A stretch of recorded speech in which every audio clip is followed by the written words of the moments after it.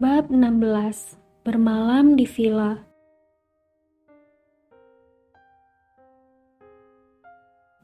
Hari semakin larut. Bintang yang sebelumnya bertaburan di langit perlahan menghilang di telan awan hitam. Bulan yang bulat sempurna pun lenyap entah kemana. Di dalam kolam air hangat itu mereka berbincang. Miko menceritakan jika sudah 3 tahun ini ia tidak pernah bertegur sapa dengan ayahnya. 3 tahun yang lalu, Miko pernah memergoki sang ayah tengah berjalan mesra bersama seorang wanita muda yang seusia dengannya. Ia mengikutinya hingga ke sebuah hotel. Sempat terjadi keributan di kamar hotel itu. Hingga pada akhirnya ayah Miko pulang meninggalkan si wanita jalang itu sendirian. Miko mencaci maki habis-habisan wanita penggoda suami orang itu. Setelah kejadian itu, ia menjadi tak pernah bertegur sapa dengan ayahnya. Hingga kini ibunya Miko, Bu Mary, tidak mengetahui perbuatan suaminya itu. Tiba-tiba saja rintik air hujan jatuh perlahan membasahi kepala mereka. Miko naik ke atas kolam. Ia mengulurkan tangannya pada Maura, kemudian menariknya keluar dari kolam. Mereka pun berlari masuk ke dalam kamar. Hujan turun sangat deras. Suhu udara pun semakin dingin. Miko menyuruh Maura masuk ke toilet untuk mengganti pakaiannya terlebih dahulu. Setelahnya barulah Miko. Pakai jaket, Ra, dingin banget, ucap Miko yang baru keluar dari toilet. Maura membuka travel bag-nya, tapi rupanya tidak ada jaket di dalamnya. Ia baru ingat jika ternyata jaketnya tertinggal di dalam mobil. Miko naik ke atas kasur empuk itu. Ia melebarkan selimutnya lalu menutupi tubuhnya. Mas Miko, sepertinya jaket saya tertinggal di dalam mobil, ucap Maura sambil menahan dingin. Ya, di luar hujan, Ra. Gak mungkin saya lari ke parkiran. Ini udah ganti baju. Masa basah-basahan lagi? Ucap Miko. Sini, selimutan bareng saya. Maura enggan. Ia takut Miko akan melakukan hal yang di luar batas. Enggak, Mas. Maura menggelengkan kepalanya. Saya gak akan macam-macam, Ra. Sumpah. Itu kamu kedinginan. Cepet sini. Miko memaksa. Dengan ragu, Maura mendekati Miko. Kini tubuhnya gemetaran menahan dingin. Miko menarik cepat tangannya, tetapi ia tidak dapat menjaga keseimbangan tubuhnya hingga akhirnya ia terjatuh tepat di atas pangkuan Miko. Tak hanya gemetar menahan dingin, kini jantungnya pun berdegup sangat kencang. Secepat kilat, ia membetulkan posisi duduknya bergeser ke sebelah Miko. Maaf, Mas, ucap Maura terbata-bata. Miko kemudian menutup tubuh Maura dengan selimut tebal itu.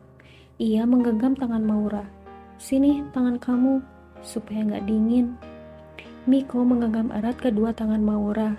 Perasaan Maura menjadi tak menentu. Jantungnya seperti melompat-lompat tak beraturan. Telapak tangannya yang besar itu membalut tangan mungil Maura. Ra, jangan gugup gitu. Saya tahu batasan kok, ucap Miko pada Maura. Bagaimana tidak? Maura sangat hafal dengan tabiat Miko yang memperlakukan wanita seperti apa, membuatnya menjadi ketakutan. Rekaman di otaknya seakan memutar balik semua ingatan ketika ia menemukan Miko tengah bercumbu mesra dengan beberapa wanitanya terdahulu. Di sisi lain, Miko merasa perasaannya yang tak biasa pada pembantu lugunya itu. Di dalam benaknya, ia seperti ingin melindungi pembantunya itu. Tetapi ia pun bingung. Jika melindungi dari apa? Ataukah perasaan iba? Entahlah. Maura, kamu semakin membuatku bingung. Kalau mau tidur, tidur aja, Ra. Jelas tergambar di wajah Maura, ia gelisah dan seperti ketakutan. Maura, apakah laki-laki pertama yang menggenggam tanganmu seperti ini adalah saya? Tanya Miko yang terus menggenggam tangan Maura supaya ia tak kedinginan. Maura mengangguk. Kamu gak usah takut, Ra. Walaupun kamu tahu saya seperti apa, saya gak akan pernah melakukannya ke kamu. Maura hanya tertunduk, gemetaran menahan dingin. Miko menjadi tak tega melihatnya. Wajahnya mulai pucat dan bibirnya kebiruan. Maaf, Ra. Saya izin peluk kamu supaya kamu gak terlalu kedinginan. Ia melingkarkan lengannya ke tubuh Maura yang mungil itu. Kini punggung Maura berada di depan dada bidangnya. Maura hanya diam mematung. Jantungnya seakan mau copot. Ia sangat takut pada majikannya itu. Matanya tertuju pada layar televisi yang ada di hadapannya. Tetapi pikirannya entah kemana. Ia sangat takut Miko akan berbuat hal yang tidak-tidak padanya. Sudah jam 1 pagi, Ra. Kamu tidur, ucap Miko yang masih mendekap erat tubuh Maura. Masih berada di balik selimut tebal putih itu, ia memindahkan kepala Maura ke atas bantal. Maura membalikkan badannya membelakangi Miko. Kemudian ia memeluk Maura dari arah belakang. Maura ingin memberontak, tetapi rasa dingin mengalahkannya. Udara dataran tinggi itu benar-benar membuatnya terasa beku. Ia berpikir lagi pula majikannya itu sudah berjanji tidak akan macam-macam. Rasa kantuk mulai menyapanya. Di dalam dekapan hangat itu, rasa dingin mulai berkurang secara perlahan. Maura tertidur pulas. Miko masih berperang dengan logikanya.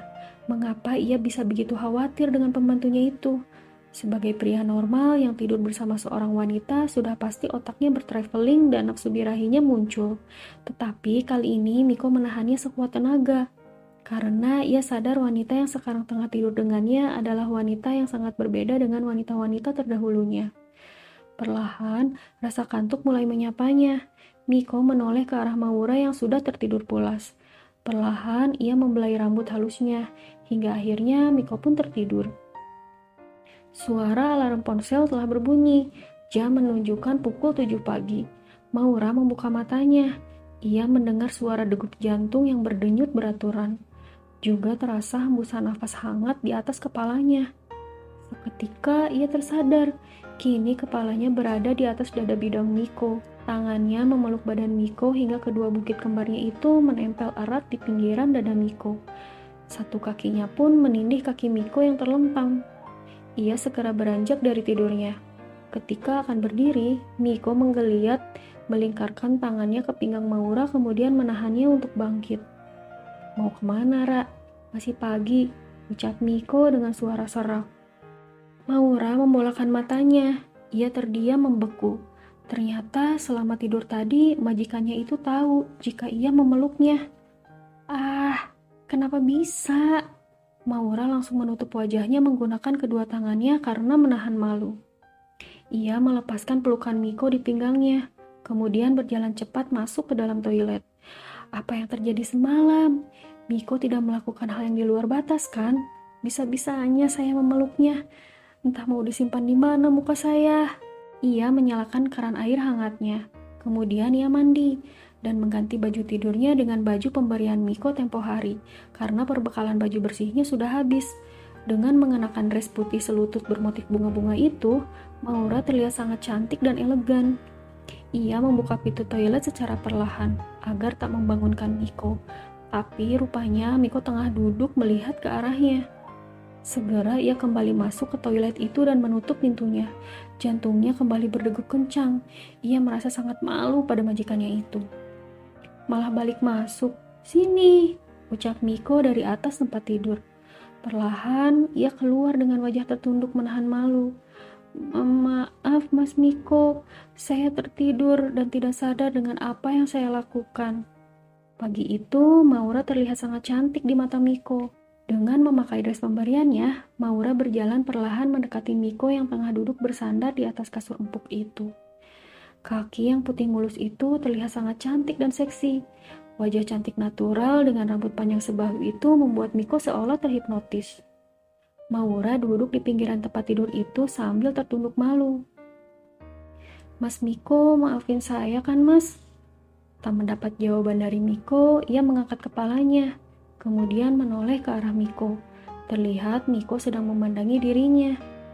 Mas, iya, kenapa Ra? Miko tersadar. Maafin saya, udah gak sopan sama Mas Miko. Saya betul-betul gak sadar dengan apa yang saya lakuin, ucap Maura menundukkan pandangannya. Yah, sayang banget kamu gak sadar. Coba kalau sadar. Ih, Mas Miko, serius tahu? Maura meraih bantal lalu memukul kaki Miko dengan bantal. Miko terkekeh. Pokoknya kamu harus tanggung jawab, Maura. Kamu telah merenggut kesucianku, jawab Miko menggoda Maura. Mas Miko, Ia meraih bantal tadi kemudian memukulnya ke badan Miko berkali-kali. Miko menarik cepat tangan Maura hingga tubuh Maura terjatuh di atas tubuh Miko. Dadanya tepat berada di atas dada Miko, sehingga bukit kembarnya itu menempel erat. Bibirnya sangat dekat dengan bibir Miko. Hangatnya desahan nafas Miko sangat terasa jelas di kulit wajahnya. Ia mematung tak dapat bergerak.